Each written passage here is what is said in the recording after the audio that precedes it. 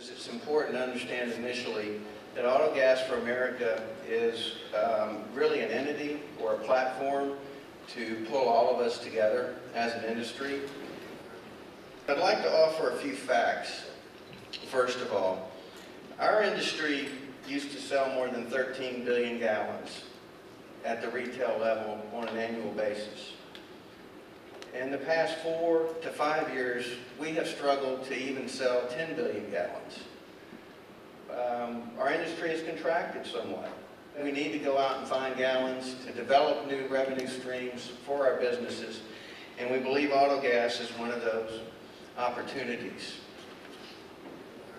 When Stuart asked me if I'd say a few words about AutoGas for America, I was excited to do it, and I'll tell you why. I spoke earlier today as the president of MPGA, but right now I'm speaking as a former executive director, the founding executive director of an organization long gone by, the Propane Vehicle Council. Our industry is known for a long time that this is a great market opportunity for us. And at the time that I became executive director of the PVC, Propane Vehicle Council, I think we had something like 300,000 vehicles on the road, and that number was kind of going in a steep decline. And we made some changes, and we got some tax considerations, but we never really developed the market. And a while back I was talking to Stuart because he has a passion for this. And I said, you know, maybe what we need to do at some point is rebrand, try something different. And I'm not saying that we didn't do well back in the PVC days, and Perk has done some great work on R&D, but maybe it's time that we try to reshape our strategy and try it again. When Stuart came up with the idea of AutoGas for America, I thought, boy, what a great way to do it. Let's try again. Let's commit ourselves. Stuart called me up and said, would you be willing to help? And I said, of course. This is absolutely consistent with our strategic plan. And so, Stuart, I really commend you for putting this together, giving us a new strategy, and letting us march together as a united industry to build this effort in this new market. It's all about new gallons. It's all about a new strategy, and I really thank you for the work you've done in putting this together. There are nearly 15 million vehicles worldwide running on propane autogas, but less than 2% of them are here in the United States. The estimate is there are 180,000. If there are truly 180,000 vehicles running on autogas, I'd like to know where they are. I haven't seen them. But we've stayed at 180,000, 150,000 for nearly 15 years, while the rest of the world has gone from 7 million vehicles to almost 15 in a very short time frame.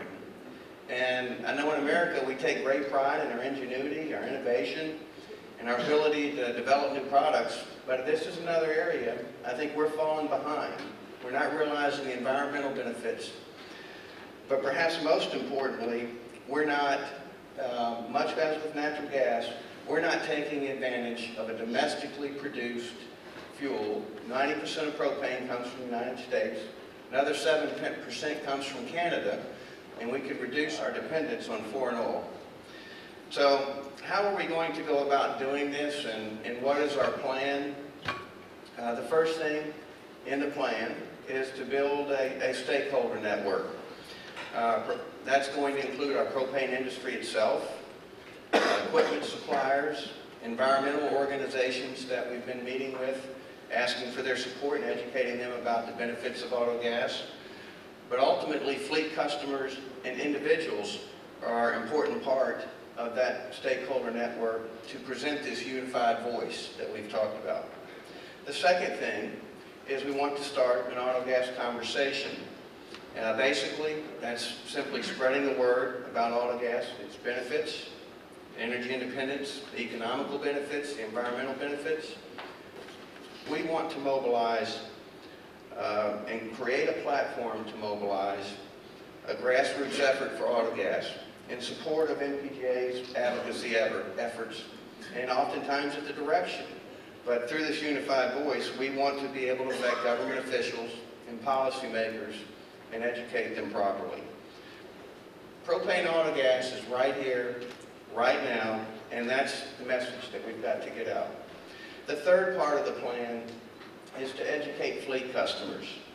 It's my belief that our industry needs to build a foundation of private and public fleet customers before we even think about pursuing the consumer level market.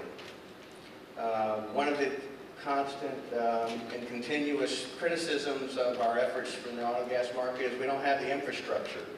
Well, as you all here know, we have pipeline systems, we have multiple supply points, we have bulk storage facilities, we've got everything but right there to the end where the customer refuels the vehicle. Well, if we focus on fleets and build out over time and take a consistent approach to pursuing the fleet business and let the consumer market develop further on down the road, I think we'll be more successful in building the required infrastructure to make this a bigger market. One thing I'd like to encourage everyone to go to our website. It's www.autogasforamerica.org. Well, we're doing two things here that I think are important just to bring to your attention. One, talk about stakeholder cohesiveness and bringing everybody together into one place where we can really focus on just auto gas. If you're a small retailer in the South or you're the largest retailer in the Northeast, it's a place you should be going and to get your facts and to begin to arm your own salespeople. But not just retailers, also equipment makers, such as CleanFUEL and Roush and Trinity and Manchester, and everybody that's already has a vested stake in this. So it's a common place, it's a safe place, and if you haven't been to the website and you're not going there regularly, I think I would encourage you to do that. The second thing we need to do, and it's what we've been talking about since 8 o'clock this morning, is we need to raise awareness inside and externally about our legislative agenda. It's a shame to see the people who are making policies who don't even know what propane is. It's amazing how often we can take them up to the point where we talk about a domestic fuel, a clean burning fuel. Every fuel that comes marching down the path to talk about being the fuel for America to replace gasoline, I still can't find one better than propane. Yet, here we are talking about bill after bill after bill that excludes us. And so we need a place, a safe place, where you can go to get information and really talk about legislative issues, because that's where this battle will be won or lost. Just two legislative issues, and then I'll hop off this podium and let you move on. We've talked about one. It's 4213. That's the expiring or the extension of the expiring credits. So we need a little help there. We're moving in the right direction. We're caught up in a few things, but when you're talking to your people today, talk to them about 4213. And by the way, don't let it end today. If you're not staying on your congressman, your senator, they will forget us in about 2 weeks, I can promise you. The other thing, we didn't talk about it much today, but there's another bill, 3431, Streamlined Vehicle Conversion Act. This is a great place for you to start educating yourself, educating your customers, and turning it into money for yourself. We're really looking at it in terms of what these gallons mean and what they mean to a consistent load throughout the year and what they mean to our existing infrastructure and being able to justify continued capital investment in the infrastructure throughout the industry. So reducing seasonality is important to us, and ultimately that means reducing expense per gallon and increasing the profits both for AmeriGas and for the industry. And we look at that as being extremely important. We also look forward to expanding the sales through fleets, as Stuart mentioned. Fleets really are the key initially, and that's where we're putting most of our efforts.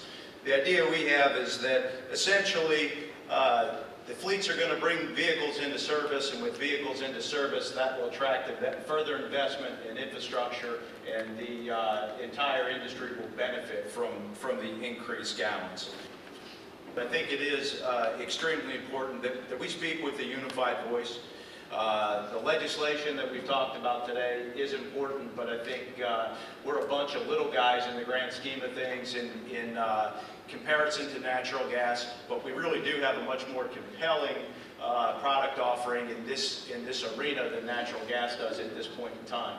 So it's extremely important that all of us are here today. So I appreciate the support, and I think that we all need to speak with that unified voice. Propane auto gas gets its day in the sun, we're going to have legs underneath us. So I would appreciate and encourage everyone to go to our website, autogasforamerica.org, and there is a place on there to support our effort. And we want to consolidate it and show strength in numbers. but also, as has been said, unify our voice. So I appreciate the time on the agenda. Hope everyone has an opportunity this afternoon to talk to some of the representatives about this market. Thank you.